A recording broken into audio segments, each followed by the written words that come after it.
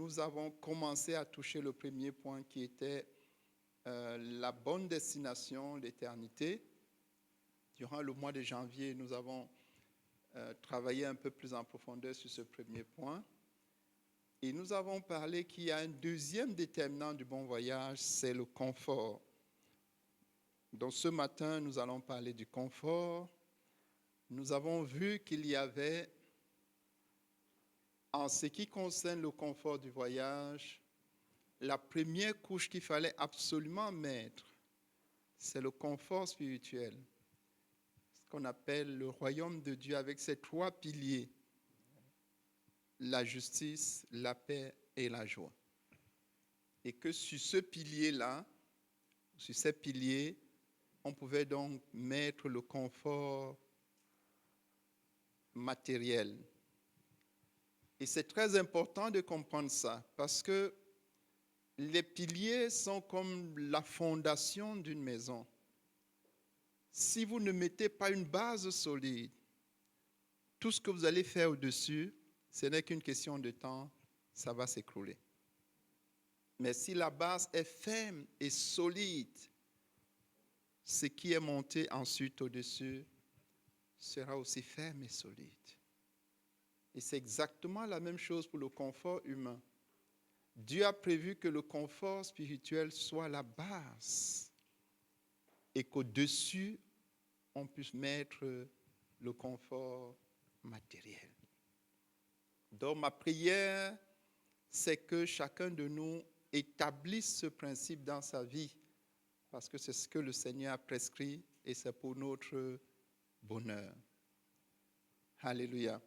Donc ce matin, ce que nous allons voir, c'est comment donc entrer pleinement dans la provision de Dieu pour ce confort du voyage. Et nous allons prier que l'Esprit de Dieu nous aide, qu'il illumine les yeux de nos cœurs pour que la parole atteigne sa destination et produise son effet. Prions pour cela. Père, nous te bénissons pour ta parole, Seigneur.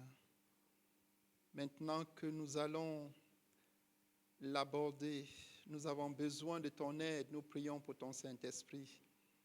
C'est toi qui ouvres l'entendement, ouvre les cœurs de chacun et aide-nous à ce que ta parole produise son effet, qu'elle arrive dans nos cœurs et qu'elle produise la vie, qu'elle produise la transformation, qu'elle produise la révolution, qu'elle produise des changements irréversibles. Nous te supplions, notre Dieu, aide-nous au nom de Jésus-Christ. Amen. Gloire à Dieu. Donc, nous allons lire. Donc, entre dans la provision de Dieu pour ton confort de voyage. On va lire dans Éphésiens au chapitre 1 à partir du verset 3. Lis pour nous Éphésiens 1 à partir du verset 3.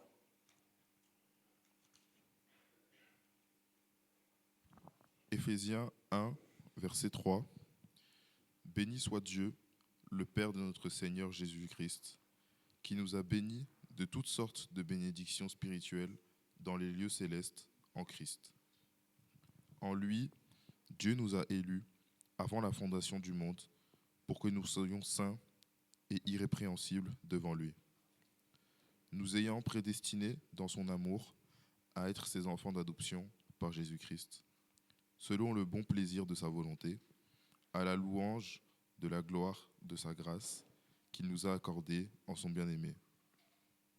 En lui, nous avons la rédemption par son sang, la rémission des péchés, selon la richesse de sa grâce, que Dieu a répandue abondamment sur nous par toute espèce de sagesse et d'intelligence, nous faisant connaître le mystère de sa volonté, selon le bienveillant dessein qu'il avait formé en lui-même, pour le mettre à exécution lorsque les temps seraient accomplis, de réussir toutes choses en Christ, celles qui sont dans les cieux et celles qui sont sur la terre. En lui, nous sommes aussi devenus héritiers, ayant été prédestinés, suivant la résolution de celui qui opère toutes choses d'après le conseil de sa volonté, afin que nous servions à la louange de sa gloire, nous qui d'avance avons espéré en Christ. En lui, vous aussi, après avoir entendu la parole de la vérité, l'évangile de votre salut, en lui, vous avez cru, et vous avez été scellés du Saint-Esprit qui avait été promis, lequel est un gage de notre héritage pour la rédemption de ce que Dieu s'est acquis à la louange de sa gloire. Ok, on peut s'arrêter là. Donc en Christ, tu peux noter que tu es héritier, comme le passage nous dit ici, d'un héritage d'une richesse glorieuse. Donc tu es héritier d'un héritage d'une richesse glorieuse qui a pour gage le Saint-Esprit. Donc tu es héritier d'une richesse glorieuse dont le Saint-Esprit est le gage, c'est-à-dire la garantie, c'est le Saint-Esprit. Et c'est ce que le passage nous dit ici. Et donc, cet héritage-là, il y a une part qui est pour le premier déterminant du voyage qu'on avait vu, c'est l'éternité. Et il y a une autre part de l'héritage qui est pour le confort du voyage. Donc, il y a la part pour le confort du voyage. Donc tu notes aussi que toute la provision de Dieu pour ton confort de voyage est en Christ. Si tu as été attentif à la lecture, tu as vu que la base qui est la provision pour le confort spirituel est d'abord posée. Il dit ici au verset 4, « En lui, Dieu nous a élus avant la fondation du monde pour que nous soyons saints et irrépréhensibles devant lui. » Ainsi de suite. Les enfants d'adoption, héritiers. Donc, nous sommes héritiers et la provision de Dieu pour le confort du voyage, c'est une partie de cet héritage-là. Donc, ton héritage, une partie, c'est celle-là. Et il dit ici au verset 13, il dit, « En lui, vous aussi, après avoir entendu la parole de Christ, l'évangile de votre salut, en lui vous avez cru. » Et le verset 14 dit, « Lequel, le Saint-Esprit donc, est le gage de votre héritage pour la rédemption de ce que Dieu a acquis, ainsi de suite. » Donc, c'est ce que nous allons voir. Ce passage est capital. Il nous montre vraiment que la provision de Dieu pour notre confort de voyage est pourvue. Elle est disponible. Et nous allons donc voir comment y entrer. Alléluia. Comment donc y entrer. Donc, une autre entrer dans la provision de Dieu pour ton confort de voyage. Alors, si tu as été attentif, il a été dit que c'est en Christ. Donc, la première chose qu'il faut faire, c'est de venir à Christ. C'est en Christ que cette provision se trouve. Donc, il faut venir à Christ et être en Christ. Alors, tout d'abord, il faut venir à Christ. Donc, aucun être humain ne naît étant en Christ. Nous naissons étant séparés de Dieu, comme on a illustré la dernière fois avec les trains, étant donc dans ce train du monde. À un moment donné, on entend l'évangile. Et si on répond favorablement à l'évangile du salut, on prend donc la décision de croire à Jésus, c'est-à-dire d'accepter Jésus comme étant le Fils de Dieu, l'unique sauveur et l'unique médiateur entre Dieu et l'homme. Si on accepte ces trois faits-là, on prend donc la décision d'inviter Jésus dans son cœur et dans sa vie comme Seigneur et Sauveur personnel. Et quand on a fait ça, on dit qu'on est de nouveau. Donc, on entre dans le royaume de Dieu, comme on a vu dimanche dernier. Donc, il faut venir à Christ. Ça, c'est la première chose.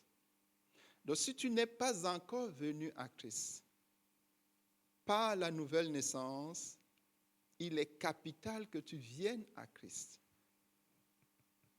Tu peux venir à l'église sans être venu à Christ. Tu peux prier, tu peux lire la Bible, tu peux faire tout cela, tu peux faire l'aumône aux pauvres, tu peux aider les orphelins, tu peux faire des bonnes œuvres sans être venu à Christ. Donc, Dieu a prévu un seul moyen pour venir à Christ, c'est la nouvelle naissance. Et il y a le jour de la nouvelle naissance. Donc, c'est comme la naissance biologique. Tu es né un jour dans des circonstances précises. La naissance spirituelle, c'est la même chose. Il y a un jour de la nouvelle naissance. Dans ce jour-là, tu es venu à Christ. Alléluia. Et chacun ici peut se souvenir du jour où il est venu à Christ. Autrement dit, si tu n'es pas encore venu à Christ et que tu nous écoutes, pour que ce que nous allons dire par la suite te soit utile, il faut que tu viennes à Christ. Et pour venir à Christ, il faut croire qu'il est le Fils de Dieu. Il faut le recevoir dans ton cœur comme ton Seigneur et Sauveur personnel. Si tu fais ça, tu es venu à Christ. Et celui qui vient à Christ doit être en Christ.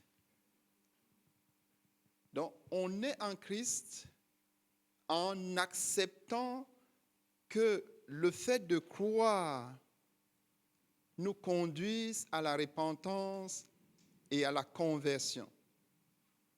La repentance, c'est le changement de son attitude envers Dieu, et la conversion, c'est effectivement changer son mode de vie.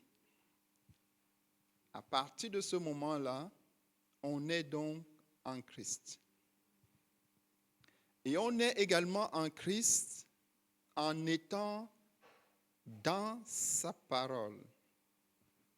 Il dit, si vous demeurez en moi et que mes paroles demeurent en vous, parce que Dieu et sa parole font un. Donc, je m'établis en Christ, je suis en Christ en m'établissant en la parole de Dieu. Ça veut dire quoi? De manière très concrète, ça veut dire que avant de venir à Christ, la parole de Dieu consignée dans la Bible était quelque chose que je pouvais consulter de temps en temps. Quand je viens à Christ et je m'établis en Christ, la parole de Dieu devient ma nourriture. Je dois la lire, la méditer, l'étudier sur une base quotidienne. Donc, être en Christ, c'est être en sa parole. Tout d'abord, c'est considérer sa parole. Donc, si quelqu'un te dit, je suis en Christ, et tu lui demandes, est-ce que tu as une Bible? Il dit non. C'est qu'il n'est pas en Christ. Ça, c'est un premier indice très simple. Si quelqu'un te dit, je suis en Christ, et tu lui demandes, est-ce que tu lis ta Bible? Il dit non. C'est qu'il n'est pas en Christ.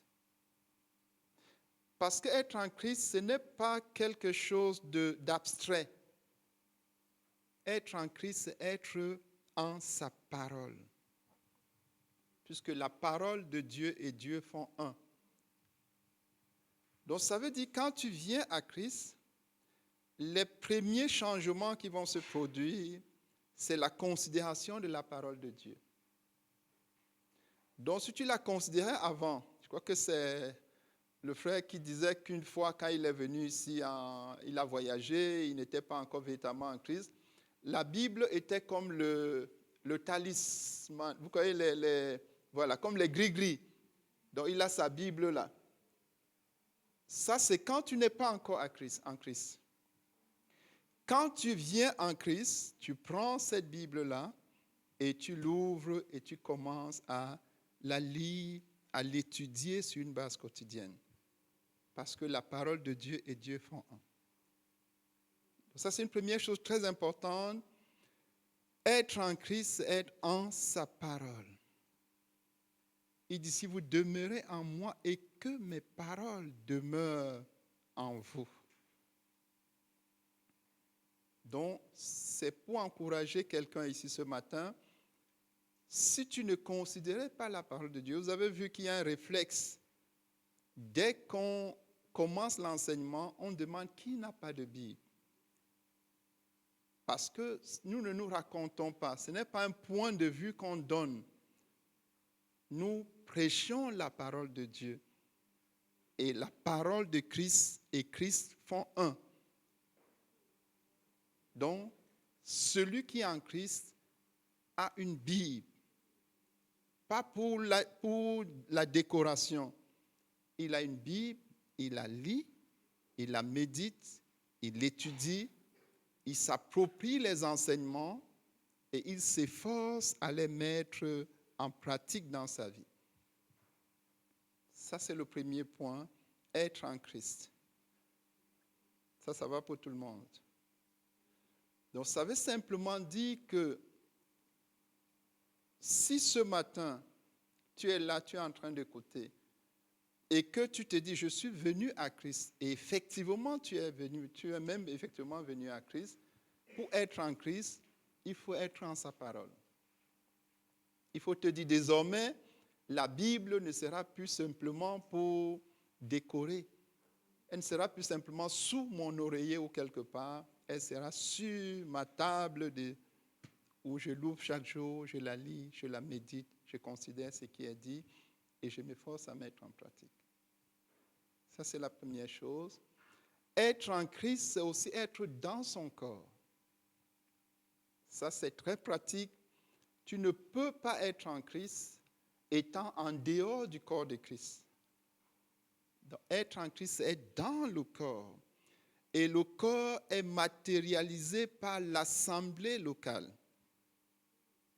Donc, c'est pour cela que la parole de Dieu nous dit dans Hébreux 10, au verset 25, il dit, n'abandonnez pas vos assemblées.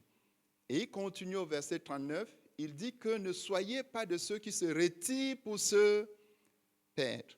Parce que si tu abandonnes ton assemblée, tu t'es retiré de Christ et tu t'es retiré pour te perdre. Donc, deuxième chose importante, c'est être en l'assemblée. Donc, tu dois être un membre actif de l'église locale.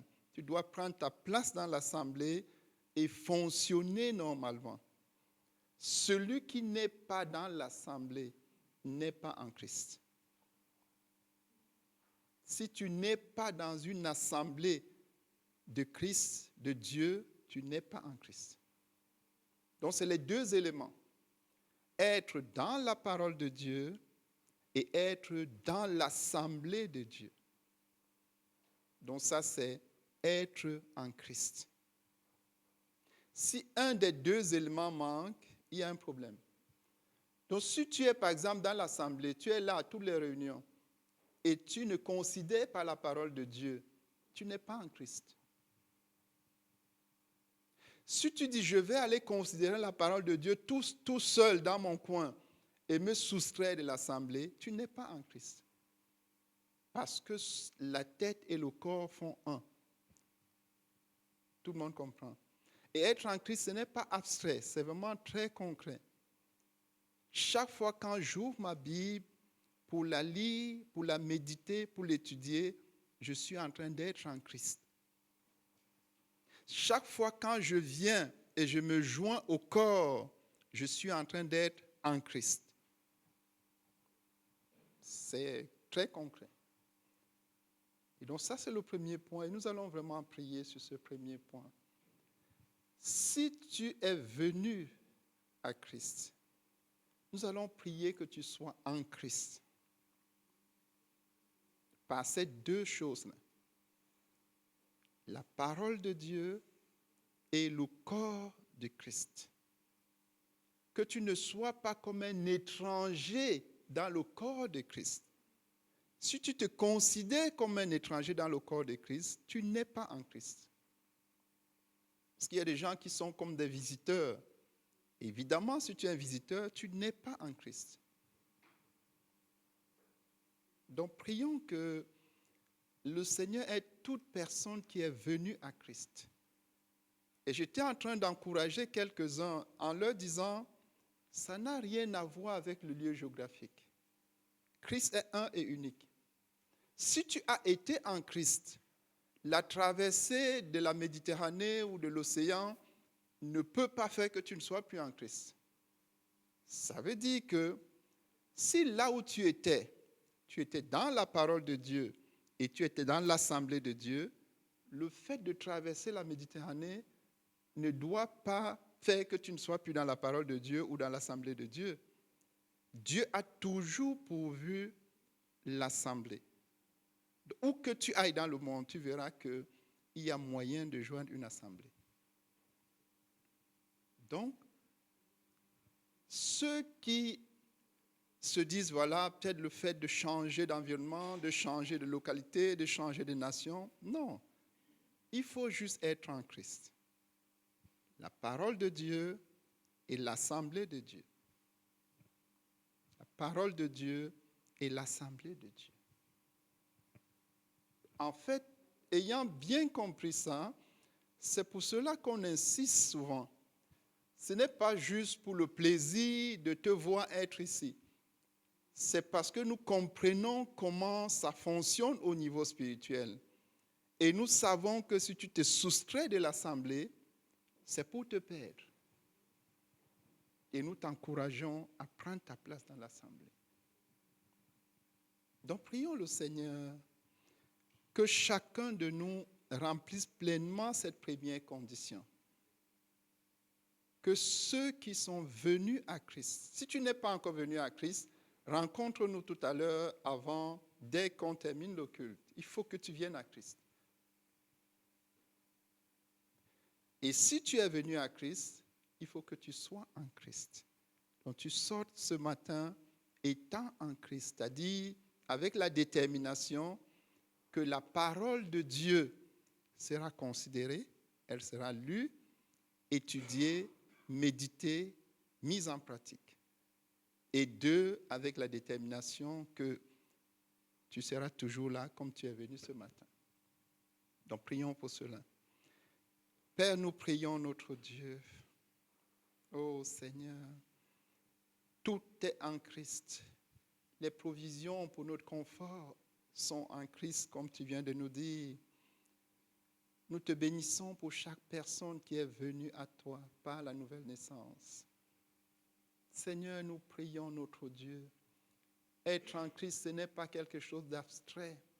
Ce n'est pas subjectif. C'est très simple, c'est concret. Tu as facilité les choses. Il faut être dans ta parole pour la lire, la méditer, l'étudier, la considérer, la mettre en pratique, d'une part. Et il faut être dans l'assemblée, il faut être dans l'église, prenant sa place et fonctionnant correctement. C'est cela être en Christ. Nous prions que ce soit clair pour chacun et que chacun s'assure véritablement qu'il est en Christ à partir de ces deux critères. Nous te supplions au nom de Jésus-Christ. Amen. Gloire à Dieu. Donc, il faut être en Christ. Ce n'est pas subjectif. Donc, tu ne peux pas dire, moi, voici ma manière d'être en Christ. Toi, c'est ta manière, non. Le Seigneur a fait que ce soit simple, qu'il y ait des critères très objectifs. Et chacun peut au moins, à ce niveau basique-là, tester s'il est en Christ ou pas. Alléluia. À partir de cette position 2, il faut te voir là où tu es assis. Lis pour nous Éphésiens 2, versets 4 à 6.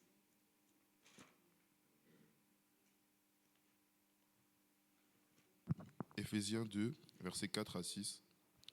Mais Dieu, qui est riche en miséricorde, à cause du grand amour dont il nous a aimés, nous qui étions morts par nos offenses, il nous a rendus à la vie avec Christ. C'est par grâce que vous êtes sauvés. Il nous a ressuscités ensemble. Il nous a ressuscités ensemble. Écoute très bien, le ensemble est très important. Il nous a ressuscités ensemble, c'est-à-dire avec Christ. Il nous a ressuscités ensemble. Et après nous avoir ressuscités ensemble, qu'est-ce qu'il a fait? Et nous a fait asseoir ensemble dans les lieux célestes en Jésus-Christ. Il nous a fait asseoir ensemble dans les lieux célestes en Jésus-Christ. Alléluia. Il nous a ressuscités ensemble et il nous a fait asseoir ensemble dans les lieux célestes en Jésus-Christ. En tant qu'enfant de Dieu, là où tu es assis dans les lieux célestes en Jésus-Christ. Il nous a fait asseoir ensemble. Si tu ne comprends pas l'ensemble, l'ennemi peut te tromper et dire que non, c'est juste ces anciens-ci qui sont là-bas. Toi, il nous a fait asseoir ensemble dans les lieux célestes en Christ. C'est ce qui se passe. Quand tu entres dans le royaume de Dieu, c'est pour cela qu'il faut absolument entrer dans le royaume de Dieu. Quand tu entres dans le royaume de Dieu, Christ te ressuscite avec lui et il te fait asseoir avec lui dans les lieux célestes. C'est là. Mais le fait que tu y sois ne suffit pas. Il faut maintenant t'y voir. Donc, il faut que tu te voies assis dans les lieux célestes avec Christ. Et là, je vais un peu vous parler du fait de voir, de la vue. Parce qu'il y a 3 niveaux de vue. Chacune avec sa portée. Le premier niveau de vue, c'est la vue physique. La vue optique. Elle a une certaine portée. Ceux qui ont de très bons yeux, ça peut être 500 mètres. Ceux qui commencent à avoir des yeux un peu affaiblis, ça peut être 100 mètres. Pour d'autres encore, ça peut être moins. N'est-ce pas? Je me rappelle, cette semaine, il y a mes enfants qui faisaient un peu, s'amusaient à mesurer, ils mettaient des distances, ils essayaient de lire, donc pour voir jusqu'où chacun peut lire. Et si je me mets ici, peut-être celui qui est là peut lire. Mais s'il traverse et va de l'autre côté, à 200 mètres, il ne pourra plus lire. N'est-ce pas? Parce que la vue physique a une portée qui est limitée. La deuxième vue, c'est la vue mentale. Donc la vue mentale a une portée plus grande. Je vais te prendre, lui, tu viens de Charleroi, n'est-ce pas? Donc il peut voir là, instant, vous allez voir, il va voir. Donc dans ta chambre, tu as laissé quelque chose sur ta table. Il y a quoi? Oui.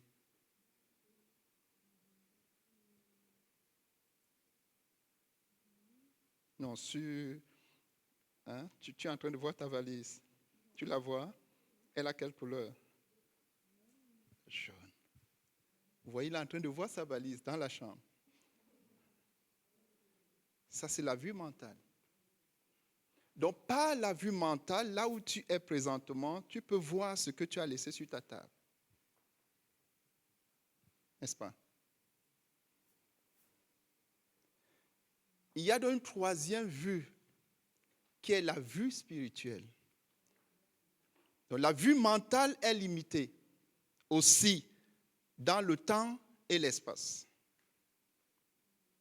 Donc tant que ça entre dans les trois dimensions du temps et de l'espace, tu peux te projeter et voir. Maintenant, si tu sors des trois dimensions et entres dans la quatrième dimension, ce qu'on appelle la dimension spirituelle, il y a donc la vue spirituelle. Et par la vue spirituelle, tu vois au-delà des trois dimensions. Et le ciel est dans la quatrième dimension. Donc tu te vois donc au ciel. Là où Christ t'a fait asseoir. Tout le monde comprend. Donc, quand tu prends la vue physique, tu vois que sa portée est limitée. 100 mètres, 200 mètres, maximum 500 mètres. Tu prends la vue mentale. Charleroi, ici, ça fait combien? Au moins 50 km. Plus. Tu vois que tu as fait 50 km. Maintenant, si tu prends la vue spirituelle, tu vas faire combien de kilomètres? D'ici au ciel, ça fait combien de kilomètres? Oui. Donc, il y a la vue spirituelle. Il y a la vue spirituelle. Et il faut voir spirituellement là où tu es positionné, là où le Christ t'a fait asseoir. Comment faire pour voir? Première chose, il faut accepter la parole de Dieu. On ne voit pas la foi. On voit spirituellement par la foi. De même qu'on voit mentalement par la projection mentale. Donc tu projettes. Et on voit physiquement par l'optique. Donc tu vois par la foi. Alors ceux qui ne comprennent pas ce que c'est que la foi peuvent penser que la foi c'est quelque chose de très simple. Non. La foi c'est une faculté qui est au-dessus de l'intelligence. De loin au-dessus. On aura l'occasion peut-être lors d'un enseignement de... La Bible nous dit que la foi, c'est la démonstration des choses qu'on ne voit pas physiquement. Parce qu'il y a un chant là qui disait que Dieu est invisible. Bon, il faudra peut-être corriger ça. Dieu n'est pas invisible pour ceux qui ont la vue spirituelle. Dieu est invisible physiquement, mais il est visible spirituellement. N'est-ce pas? Et donc, il y a donc la vue spirituelle. Tu te vois là où Christ t'a fait asseoir. Comment faire ça? 1. La parole de Dieu. Tu prends Éphésiens 2, verset 6. Tu le proclames. Parce que c'est vrai. À la place de nous, tu mets ton nom. Tu dis, moi tel. Dieu m'a ressuscité avec Christ. Et il m'a fait asseoir dans les lieux célestes en Christ. Et si tu veux aller vite, tu fais ça chaque jour 700 fois. Tu vas te l'approprier. 7, c'est le chiffre de la complétude et de la plénitude. Très rapidement, tu verras que tu es en train de te voir dans les lieux célestes. Ça, c'est le premier point. Deuxième outil que le Seigneur nous a donné, c'est la prière. Tu pries que Dieu ouvre tes yeux spirituels. La Bible nous dit que le prophète a prié pour son serviteur. Il a dit, oh Dieu, ouvre ses yeux. Et Dieu a ouvert ses yeux. Il a vu une armée. Et il a été encouragé. Donc tu dis, Dieu, ouvre mes yeux. J'ai lu dans ta parole, mais je ne vois pas clairement que je suis positionné là-bas. Donc, les yeux spirituels ouvrent par l'acceptation de la parole de Dieu et par la demande à Dieu dans une prière soutenue que Dieu ouvre les yeux. Ce sont les deux outils. Si tous les jours tu proclames que Dieu m'a fait asseoir avec lui dans ces lieux-là, et tu dis à Dieu, ouvre mes yeux afin que je me voie, à un moment tu vas commencer à t'y voir. Parce que c'est là, en Christ, que toutes les bénédictions se trouvent. Alléluia. Et dès que tu te vois là-bas, deuxième chose à faire, tu dois vaincre l'inertie terrestre. Qu'est-ce qui cause l'inertie? C'est la chair. C'est les raisonnements. C'est la pensée et les raisonnements. Donc tu fais comme Paul. Pour que Paul se voie au ciel, il dit qu'il a renversé les raisonnements et tout auteur qui s'élevait contre la connaissance de Christ, donc contre le fait qu'il accède à ce niveau-là de connaissance. Donc tu dis au nom de Jésus-Christ, je renverse en moi les raisonnements et tout auteur qui s'élève contre la connaissance de Christ. Parce que les raisonnements produisent, te tiennent dans l'inertie et t'empêchent donc d'aller vers les hauteurs. Il y a le système de pensée du monde. Parce que le système de pensée du monde est basé sur une faculté limitée qu'on appelle la science. La science dit que on accepte pour vrai que ce qui est physiquement démontrable. N'est-ce pas? Donc si tu te limites là, évidemment, la foi étant la démonstration des choses qu'on ne voit pas, tu n'iras pas loin. Donc tu dis, je prends sur moi d'accepter le fait que la science est inefficace par rapport à cette question. Et je demande donc des facultés supérieures, la faculté supérieure qu'est la foi. Tout le monde comprend? Parce qu'il s'agit ici de démontrer quelque chose que tu ne vois pas avec les yeux. Et d'ailleurs, c'est très simple. Le petit tout à l'heure disait que sa valise est comment? Quelle couleur? Jaune. Donc, vous voyez. Et tout le monde est d'accord avec lui. Est-ce que vous voyez la valise? Non. Vous voyez? Mais si je vous dis maintenant que toi, tu es assise avec Christ dans les lieux célestes, tu vas accepter ou pas? Pourquoi? Oui, parce que tu sais. Mais si tu voulais d'abord essayer de voir avec tes yeux, est-ce que tu verrais? Non.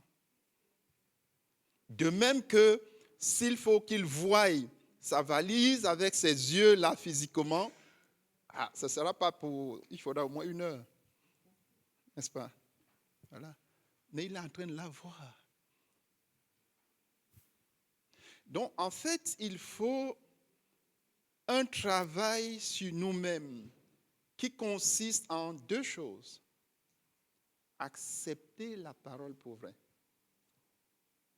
Et pour arriver à ce que la parole de Dieu prenne ton être entier, il faut la proclamer.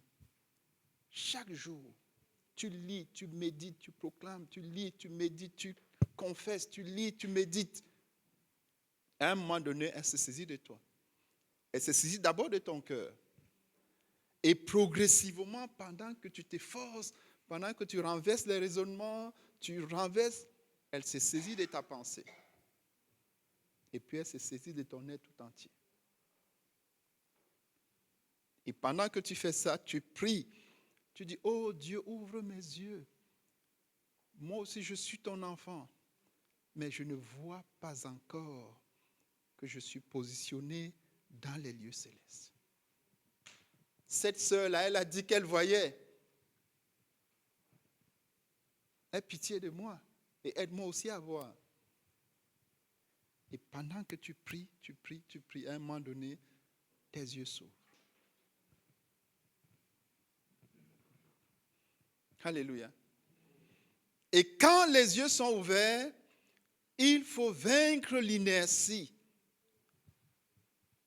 les raisonnements, les plaisirs de la chair, la convoitise du monde, tout ça, ce qu'on appelle l'inertie. Tu vaincs ça pour aller vers les hauteurs spirituelles. Tu dis, je ne serai pas un poussin qui picore sur la terre. Je serai un aigle qui va vers les hauteurs. Alléluia. Et à partir de cette position-là, à partir de là, tu te positionnes là où Christ t'a fait asseoir. Ça, c'est également par la foi. Et on va voir que c'est des niveaux de foi très différents. Nous allons voir les niveaux de foi. Le niveau de foi qui t'amène à la nouvelle naissance, ce n'est pas le même niveau de foi qui te positionne au ciel. Et si tu es une personne qui n'est pas en train de grandir dans la foi, tu seras peut-être enfant de Dieu, né de nouveau, mais tu ne te verras jamais au ciel.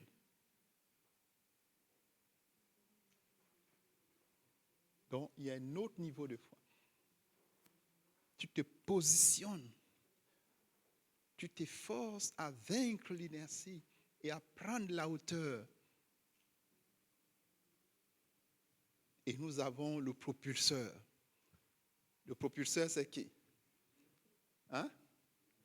Oui, le propulseur, c'est le Saint-Esprit. C'est lui qui nous propulse vers les hauteurs. Vous voyez la fusée? Dans une fusée, il y a ce qu'on appelle le propulseur. Notre propulseur, c'est le Saint-Esprit. Il t'amène. Quand la fusée arrive à quelques milliers de kilomètres, on croit que c'est. Mais il te propulse. Tu traverses tout ça. Et tu arrives positionné au ciel. Alléluia. Donc c'est lui le propulseur. Et donc tu te positionnes. Quand un satellite, par exemple, se positionne, qu'est-ce qui s'est passé? Ou bien à partir de la base jusqu'au positionnement. Parce qu'il va se positionner. Quand il se positionne, c'est pour faire quoi?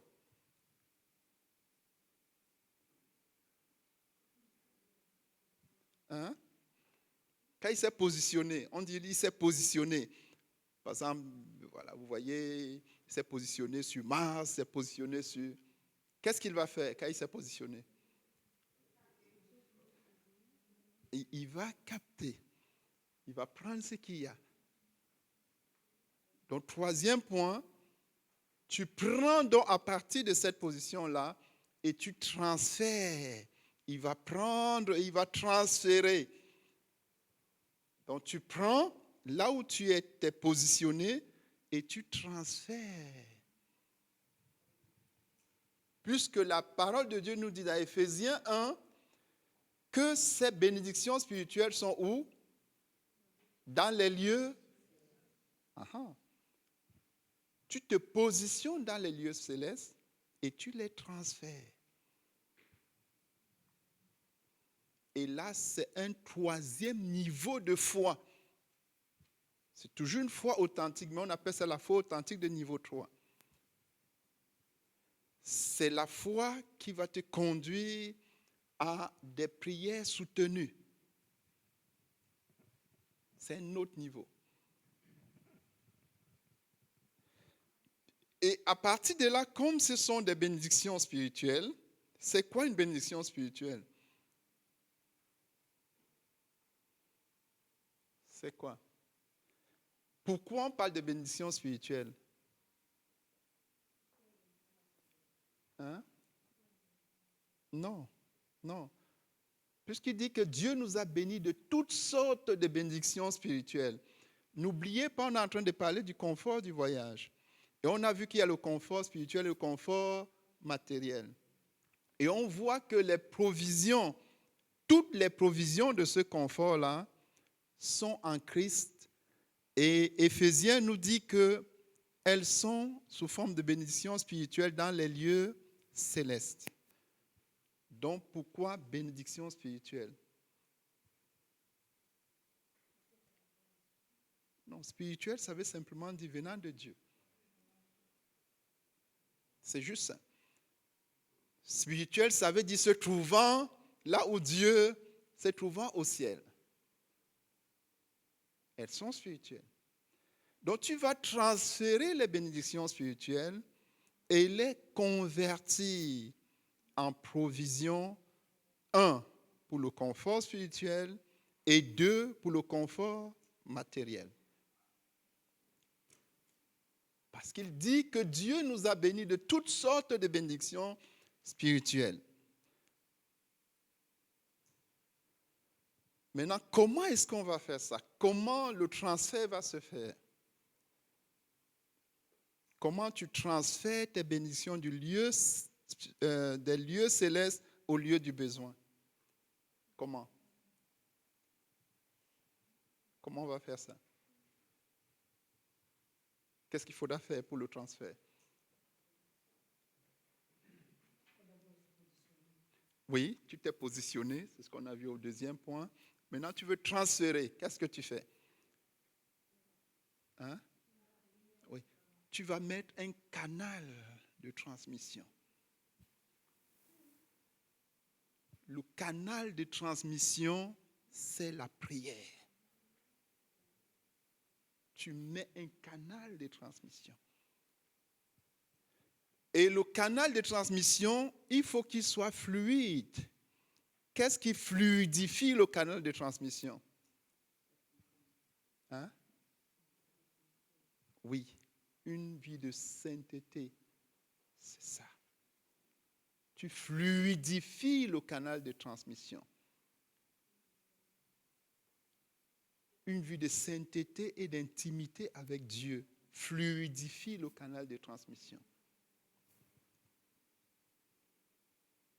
Donc, quand tu as positionné le canal, tu l'as fluidifié, qu'est-ce que tu fais après? Tu commences à transférer. Comment? Par les proclamations, par les paroles de proclamation et d'appropriation. C'est ça. Tu transfères. Et maintenant, comme dans ces bénédictions spirituelles, il y en a qui concernent le confort matériel. Donc, il faudra les convertir. Comment tu convertis?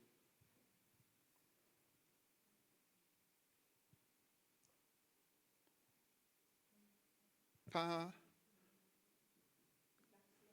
l'action. Très bien. Tu convertis par des actions de foi.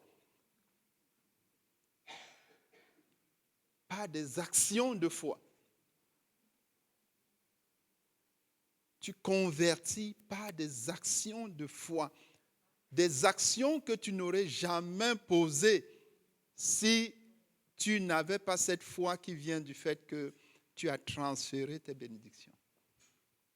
C'est-à-dire que tu te lèves et tu vas et tu cognes et on ouvre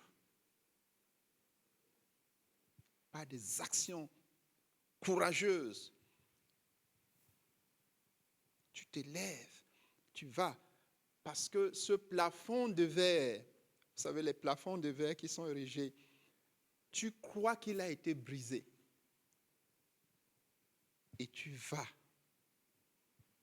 Et finalement, tu te rends compte que tu es accepté au poste. C'est ce qui se passe. Pourquoi? Parce que tu as compris, la Bible nous dit à Éphésiens que Dieu a mis sous les pieds de Jésus toute autorité. Donc tu sais que cette autorité-là, que tu es en train d'aller rencontrer, Dieu l'a mis sous les pieds de Jésus. Donc par des actions de foi, des actions de courage, des actions de hardiesse, tu oses ce que tu n'aurais pas osé autrement. Tu transfères ces bénédictions. Parce que la Bible nous dit, et là, tu peux prendre une à une. Celles qui sont spirituelles, ce n'est pas très compliqué, on a vu. La justice, la paix, la joie. Mais il y a les autres. Il y a par exemple la santé. Il y a l'argent. La Bible nous dit dans Agé 2, verset 8, que l'argent appartient à Dieu. Dieu lui-même, là c'est Dieu lui-même qui parle. Dieu dit l'argent est à moi. L'argent est à moi. Donc si tu te positionnes là où il y a l'argent est où? Et Dieu est où? Si tu te positionnes là, est-ce que tu seras pauvre? Si tu as transféré, dis l'argent est à moi. Lis pour nous Agé 2, verset 8. Agé 2, verset 8. L'argent est à moi et l'or est à moi, dit l'Éternel des armées. Qui comprend? L'argent est à moi et l'or est à, dit l'Éternel des armées. Donc si tu te positionnes là où il y a l'argent, ce ne serait pas des petites miettes.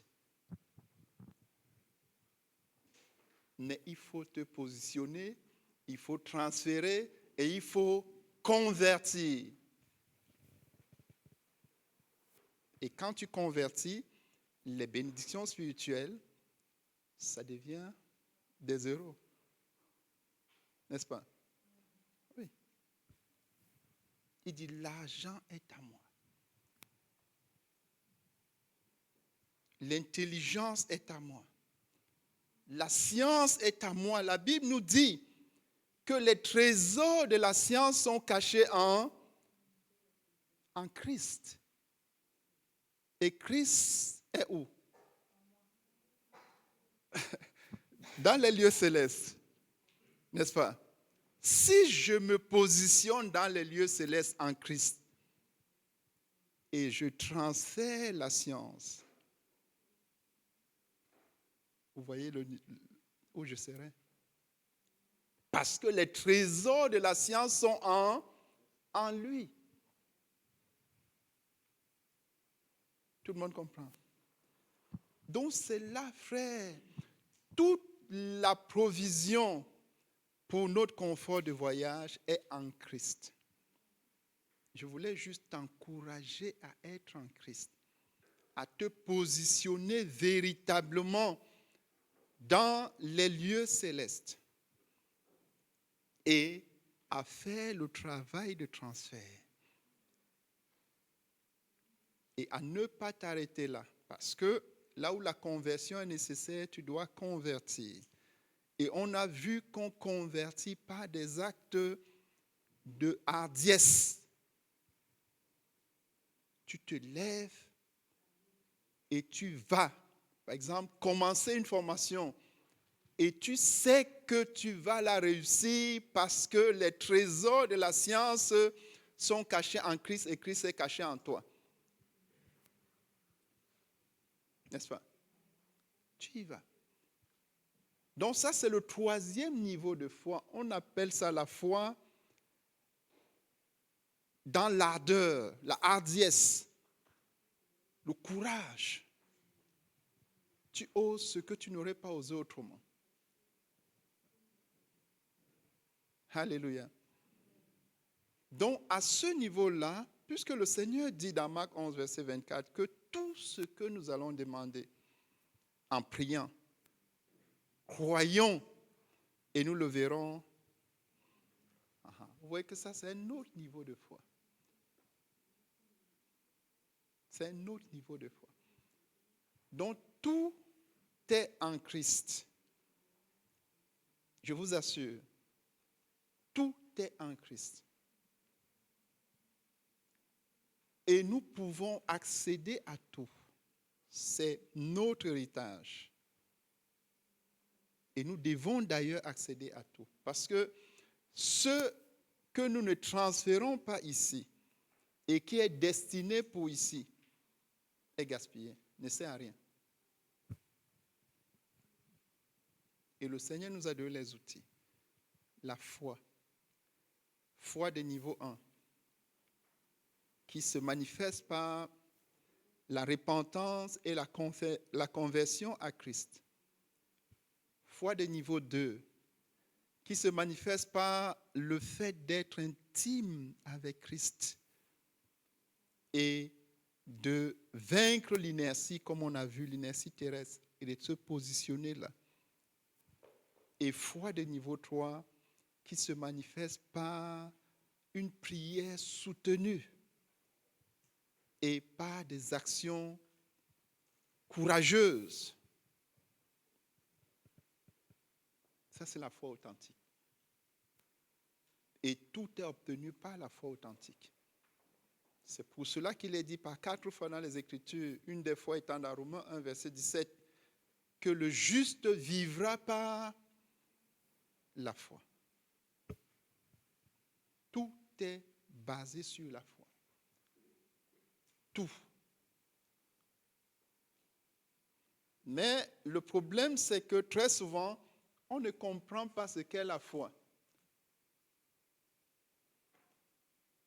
Tout est basé sur la foi.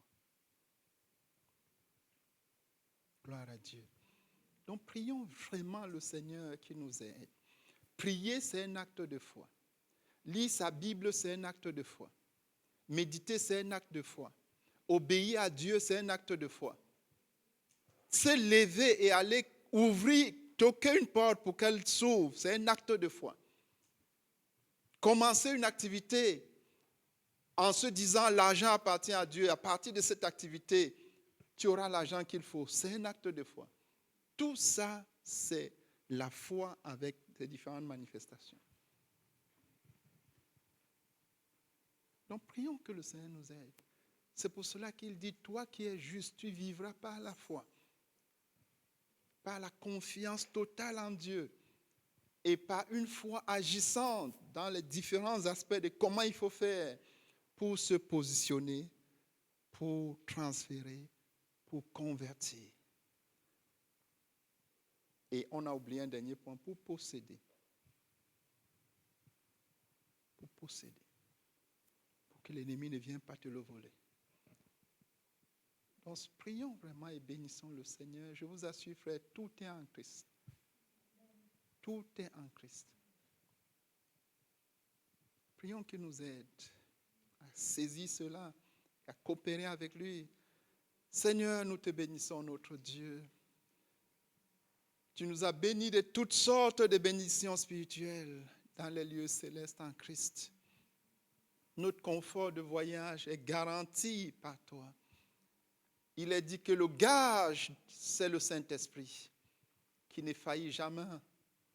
Nous prions pour chacun de nous que ceci renforce notre confiance en toi et donne à chacun de nous de se déterminer d'être véritablement en Christ et d'exercer la foi authentique à ces différents niveaux, Seigneur. Que chacun puisse grandir dans la foi, passant d'un niveau à un autre niveau de foi. Aide chacun de nous, tu nous as donné les outils, donne-nous de les utiliser efficacement. Au nom de Jésus-Christ. Amen. Que le Seigneur vous bénisse. Acclamons le Seigneur pour sa parole.